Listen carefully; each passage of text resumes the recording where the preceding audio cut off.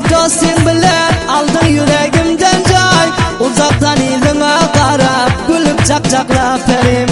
Uzaktan izine karab gülüp çakçaklap perim.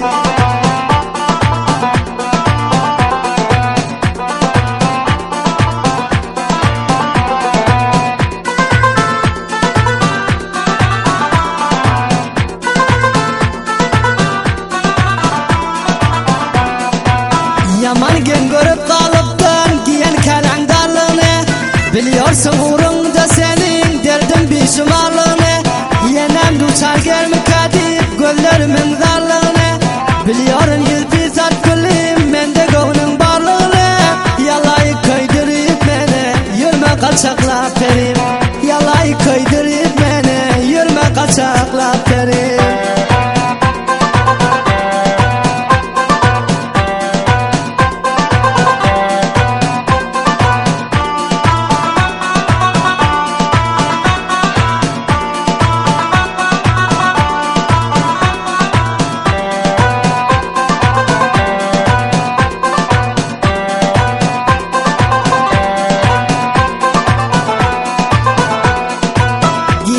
Sen fikrin bilen qin çıkar men sabağa.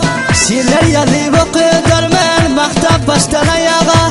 Köpyer baryon sol perimi alıp verdiği bağa. Toydan çıkıp baryo pillan çıktın bir göşelağa. Men hem barayın yanına algın kucakla perim. Men hem barayın yanına algın kucakla perim.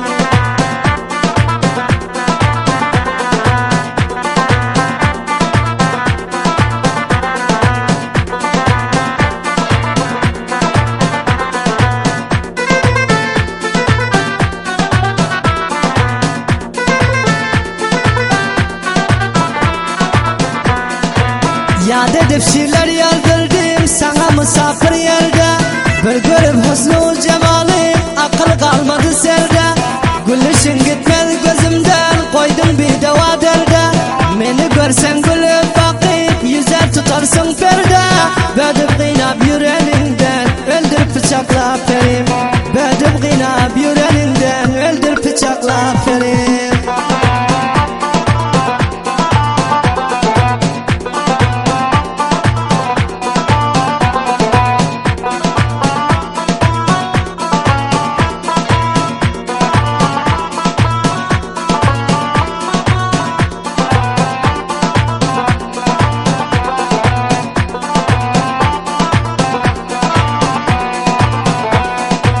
Yawar hamiyat bir bulsir kalsın nişana menden.